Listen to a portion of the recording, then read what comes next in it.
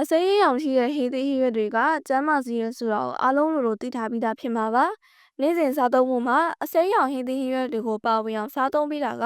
ဘယ်သူမဆိုအချိန်တိုင်းမှာကျန်းမာစေမယ့်နည်းလမ်းကောင်းတစ်ရပ်ပဲဖြစ်ပါတယ်။ဒီလိုပါပဲအစားအစာတွေကဂရုစိုက်ဖို့လိုအပ်နေတဲ့ကိုယ်ဝန်ဆောင်ချိန်မှာရောအစိမ်းရောင်ဟေးသေးဟေးရွက်တွေကိုစားပေးလို့ရမလား။ကိုယ်ဝန်ဆောင်မေမေတွေအစိမ်းရောင်ဟေးသေးဟေးရွက်တွေစားပေးမယ်ဆိုရင်ဘယ်လိုကောင်းကျိုးတွေရရှိစေနိုင်လဲဆိုတာကိုဒီဗီဒီယိုလေးထဲမှာပြပြပေးသွားမှာပဲဖြစ်ပါတယ်။ဗီဒီယိုလေးမစခင်မှာ channel လေးကို subscribe မလုပ်သေးရင် subscribe လုပ်ပြီးတော့ဘေးနား notification လေးနှိပ်ခဲ့ပေးပါအောင်ရှင်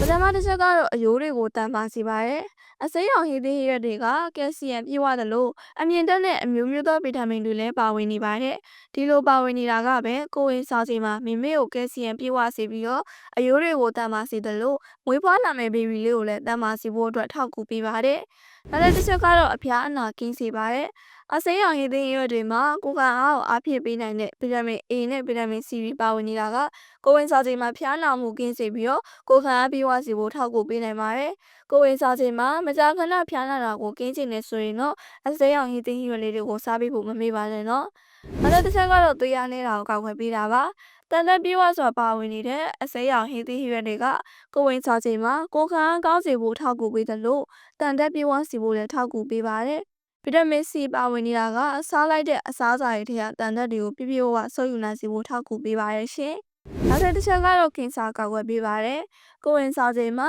အစိမ်းရောင်ဟေးသေးဟေးရွက်တွေစားပေးတာကတတိုးဆက်ရပစ္စည်းတွေကိုပြည့်ပြည့်ဝဝရရှိစေနိုင်တာကြောင့်ကင်ဆာမဖြစ်အောင်ကာကွယ်ပေးပါတယ်။ရှင်သားကင်ဆာအဆုတ်ကင်ဆာအရေပြားကင်ဆာတွေမဖြစ်အောင်လို့လည်းကာကွယ်ပေးနိုင်ပါရဲ့ရှင်။နောက်တစ်ချက်ကတော့အသားအရည်ကျန်းမာစေပါတယ်။အစိမ်းရောင်ဟေးသေးဟေးရွက်တွေကဗီတာမင်နဲ့သတ္တုတွေပြည့်ဝစွာပါဝင်နေတာကလည်းကိုယ်ဝန်ဆောင်ချိန်မှာအသားအရည်ပြောင်းလဲတာမျိုးတွေကိုသက်သာစေနိုင်တယ်လို့အသားအရည်ကိုကျန်းမာစေဖို့လည်းထောက်ကူပေးနိုင်ပါတယ်ရှင်။နောက်တစ်ချက်ကတော့ကိုယ်ဝန်ဆောင်ဝမ်းချုပ်တာကိုသက်သာစေပါတယ်။အစိမ်းရောင်ဟေးသေးဟေးရွက်တွေကအမြင့်နဲ့ကျွယ်ဝတာကြောင့်ကိုယ်ဝန်ဆောင်ချိန်မှာဝမ်းချုပ်တာကိုထိထိရောက်ရောက်သက်သာစေနိုင်ပါတယ်။အများကြီးမစားမိဘူးတော့လိုတာပေါ့နော်။တစ်နေ့ကိုအရွက်ကျော်တစ်ခွက်လောက်ပါအောင်စားသုံးပေးတာက